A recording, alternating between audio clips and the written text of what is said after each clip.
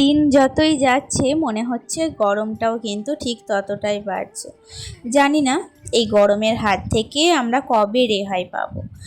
তবুও এই গরম হোক বা শীত বর্ষা যেটাই হোক না কেন, আমাদের সংসারের কাজকর্ম থেকে আমাদের মতো যারা গৃহবধূ আছে তাদের কিন্তু কোনো ছুটি নেই। আচ্ছা, তোমরা একটা কথা ভেবে দেখো তো, যারা অফিস কাছারিতে চাকরি করে বা তারা যারা বাইরে কাজ করে তাদেরও কিন্তু সপ্তাহে একটা দিন ছুটি থাকে, কিন্তু আমাদের মতো যারা গৃহবধূ তাদের ছুটি বলতে কিন্তু কোনো বস্তু নেই। তারা যদি বলে সপ্তাহে একটা দিন ছুটি নেব, তাহলেই ব্যাস বাড়ির সবারই মুখ ভার আর বাড়ির কাজকর্ম সব কিছু লাটে উঠবে, তাই না বলো? যাই হোক, দেখো সকাল সকাল কাজে লেগে পড়েছি আমি, কারণ এই গরম কালকে থেকে আজকের গরমটা না মনে হচ্ছে আরও বেশি পরিমাণে, আজকে হয়তো আরও তাপমাত্রা বেড়েছে। যাই হোক, কি বলো তো, আমি যতক্ষণ কাজ করছি না ততক্ষণ মনে হচ্ছে আমার গোটা শরীর থেকে কিন্তু যত জল ছিল সব মনে হয় বেরিয়ে গেল, এত পরিমাণে ঘামছি। আর মাথা থেকে আরম্ভ করে পা অবধি পুরো শরীর কিন্তু ঘেমে একবারে মনে হচ্ছে স্নান করে নিয়েছি, এরকম আমার অবস্থা হচ্ছে। যাই হোক, কি বলতো, মাথার চুল তো খুলতেই পারছি না, মাথার চুল আঁচড়াতেও কিন্তু একটুও ইচ্ছা করছে না, না করছে স্কিন কেয়ার করতে, কোনো রকম কোনো ইচ্ছা করছে না। শুধু মনে হচ্ছে যে যা কাজকর্মটা তাড়াতাড়ি কমপ্লিট করে একটুখানি ফ্যানের নিচে বসবো। যাই হোক, এটাই কিন্তু মনে হচ্ছে। আর দোতলার ওপরে তো ওঠাই যাচ্ছে না, এত গরম আমাদের দোতলাটা, নিচের তলায় সব সময়ই থাকছি। তো যাই হোক, দেখো অনেক কথা বলে ফেললাম ভিডিও শুরু থেকে, এখন নিজের পরিচয়টা দিয়ে দিই। নমস্কার, কেমন আছো সবাই? আশা করি সবাই খুব ভালো আছো আর আমিও বেশ আছি। আমি সুমি, আজকে আমার আরও একটি নতুন ব্লগে তোমাদের অনেক অনেক স্বাগত জানাই। দেখো, সকালবেলায় উঠে বাসি কাজকর্ম সমস্তটাই তো সেরে নিয়েছিলাম, আর এখন এসেছি ওপরে।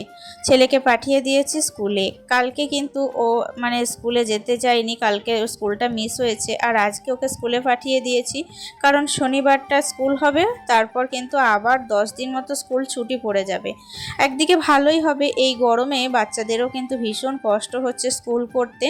যাই হোক, সরকারি স্কুল তো ছুটি পড়ে গেছে, কিন্তু বেসরকারি স্কুলগুলো না চলছিল। আর এদিকে মর্নিং স্কুল বলে অতটা কিছু মনে হয় না, তবুও এখন কিন্তু মর্নিংয়েও প্রচুর গরম ধরে থাকছে, তাই না বলো?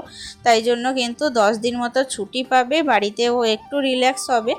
কিন্তু স্কুল গেলে আমার একটা খুব ভালো লাগে যে বাবু স্কুলে থাকে, টিউশনি করে না, বাড়ির মধ্যে যতক্ষণ থাকবে ততক্ষণ কিন্তু দুষ্টুমি করবে, পড়তে বসতে চাইবে না, তার মধ্যে স্কুলে একটা 5 জনের সঙ্গে মিশতে পায়, কথা বলতে পায়, সেই অভ্যাসটা আমার বেশ লাগে। স্কুলটা ছুটি থাকাতে সেটা আর হবে না। যাই হোক, কিন্তু গরমের হাত থেকে কিন্তু রক্ষা পাবে, এটাই হচ্ছে ব্যাপার।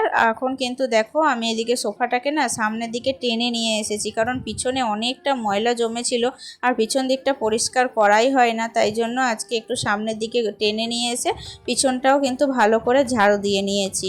তারপর সোফাটাকে ঠিকঠাক করে আবার পিছনের দিকে ঠেলে একদম নিজের পজিশনে রেখে দিলাম।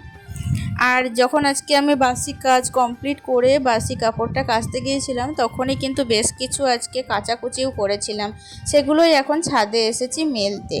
আকাশে যদিও মেঘমেঘ করছে, কিন্তু জানি বেলা হলেই তো রোদ বাড়বে, আর রোদ না হলেও ভ্যাপসা গরমটা থাকবে, আর এই তাপমাত্রায় জামা কাপড়গুলো সব শুকিয়ে যাবে। যত সকাল সকাল কাচাকুচি এখন কমপ্লিট করা যায় ততই ভালো, কারণ মেলতে তো সেই ছাদেই আসতে হবে, আর ছাদে এসে কিন্তু একদমই না থাকা যায় না, এত গরম কি বলবো তোমাদের। জানি না কেন এত গরম পড়েছে হঠাৎ করে, মাঝখানে বেশ কয়েকটা দিন না একটু ঠান্ডা ঠান্ডা বৃষ্টি হচ্ছিল, বেশ ভালো লাগছিল ওয়েদারটা। আমি তো ভাবছিলাম অনেক আর বোধহয় গরমই পড়বে না, অনেকেও বলছিল যে গরমটা না এবছর তেমন একটা হবে না, কিন্তু বাপরে যা দিনকাল পড়েছে, এত গরম হবে এবছর ভাবতেও পারিনি।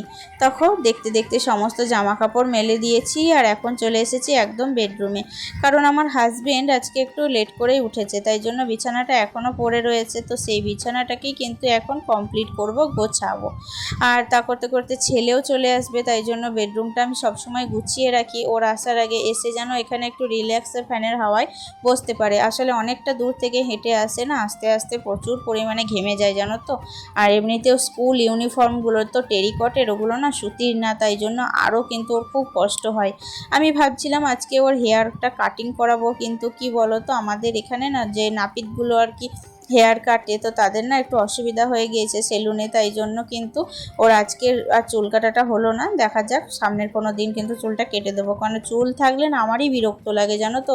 এই গরমে চোখে মুখে পড়ে, কেমন একটা অস্বস্তি হয়, আমারই মনে হয় কতক্ষণে যে চুলগুলো কাটাবো এটাই যেন একটা শান্তি পাই। তো তারপরে দেখো বিছানাটাকে ভালো করে মানে ঝেড়ে নিলাম তোমাদের সাথে কথা বলতে বলতে। জানো তো কালকের ভিডিওতে আমাকে এক দিদি ভাই কমেন্ট করেছে যে মিথ্যা হলেও কিন্তু গোটা ভিডিওটা দেখে নিলাম, খুব সুন্দর হয়েছে, এরকম একটা কমেন্ট করেছে। কিন্তু আমি বুঝতে পারলাম না তার এই কমেন্টের মানেটা কি জানো তো। কারণ মিথ্যা কথা বলছে, তো মিথ্যা কথা আমি কি এমন মিথ্যা কথা বলেছি সেটাও তো উল্লেখ করা দেওয়া তার কর্তব্য ছিল। যদিও সে লাস্টে বলেছে যে আমার ভিডিওটা সুন্দর হয়েছে, তো সুন্দর বলার জন্য দিদিভাইকে অসংখ্য ধন্যবাদ। হয়তো আমার ভিডিওর কোনো একটা অংশ তোমার খারাপ লেগেছে, সেটা তুমি উল্লেখ করতেই পারতে, কারণ ভুল তো মানুষ মাত্রই হয়, সেটা যদি আমি সংশোধন করে নিতে পারি সেই কারণে আমি বলছি। তুমি যদি আজকে আমার ভিডিওটি দেখে থাকো অবশ্যই কিন্তু আমার কি ভুল হয়েছিল সেটা আমাকে বলতে পারো, আমি কিন্তু সেই ভুলটা সংশোধন করে নেওয়ার চেষ্টা করব অবশ্যই। কিন্তু আমি একটা কথা বলতে পারি, আমি না কোনো মিথ্যা কথা বলিনি।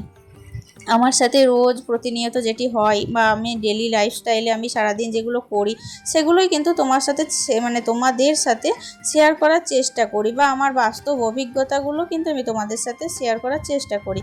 যাই হোক, এতে যদি তোমার কোনো অংশ খারাপ লেগে থাকে তো আমি কিন্তু দুঃখিত। এদিকে তোমাদের সাথে কথা বলতে বলতে দেখো আমার কিন্তু রুমটা ভালো করে মানে ক্লিনিং ডাস্টিং একটু হালকা করে প্রতিদিন যেটা করে থাকি সেটাও করা কমপ্লিট হয়ে গেছে।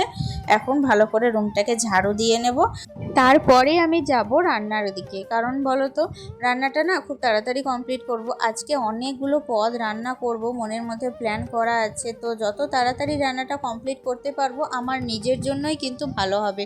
সেই কারণে কিন্তু আমার দেখো এখন চলে এসেছি ওপরে, আর ওপরে এসেই চলে এসেছি ফ্রিজের কাছে। কি বলো তো, তোমরা হয়তো অনেকে বুঝতে পারছো ফ্রিজ থেকে না সবজি নেব। আর আজকে হচ্ছে শুক্রবার, তো আজকে তো তিতো খাওয়া হবে, তাই জন্য করলা ভাজবো, তাই জন্য করলাগুলো বের করে নিয়েছি। আর এখানে না দেখো তাজা তাজা মেলা সবজি রয়েছে, তার মধ্যে থেকে কয়েকটা পটল, ফুলকপি, বেগুন, তাছাড়াও কটা ভেন্ডি, এগুলো নিয়ে নিচ্ছি। তো এগুলো সব রকম দিয়ে একটা পাতলা করে ঝোল বানাবো, আর ভাতটাও কিন্তু চাপিয়ে দেবো। কালকে না ভাতের চালটাও কিন্তু নিয়ে এসেছিলো, তো ভাতের চালটা আমি অফ ক্যামেরাতেই আজকে ঢেলে নিয়েছি, কারণ প্রত্যেকটা কাজ তো স্টেপ বাই স্টেপ তোমাদের দেখানো সম্ভব নয়। আর এই অতিরিক্ত গরমে সংসারের কাজগুলো স্টেপ বাই স্টেপ করে নেওয়াই ভালো। দেখো সংসারের কাজ প্রতিদিনকার তো লেগেই থাকবে, তার মধ্যে মাস্ট হচ্ছে ঘর গোছানো, রান্না করা, পুজো করা, এগুলো প্রত্যেক দিনকার কাজ। তো ছেলেকে খাওয়ানো, ছেলেকে স্নান করানো, এগুলো কিন্তু প্রতিদিন আমাদের করতেই হয়। সেই কাজগুলোই একটু মানে তাড়াহুড়ো বা একটু স্টেপ বাই স্টেপ একটু বুদ্ধি খাটিয়ে একটু মানে সবটা একটা নিয়মের মধ্যে রেখে তাড়াতাড়ি কমপ্লিট করে নেওয়াই ভালো।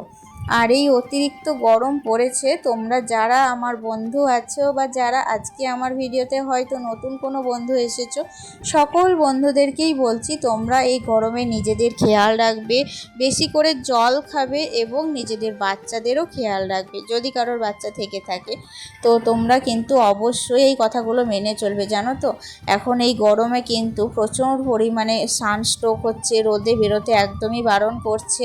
তো আমি বলবো তোমরা কিন্তু ঘরের মধ্যেই থাকবে, কোনো জিনিস দরকার পড়লে রোদটা কমলে বিকেলের দিকে তোমরা বাইরে বেরোবে, একদমই কিন্তু রোদে যাবে না। নিজের শরীরের প্রতি তোমরা যত্ন নেবে।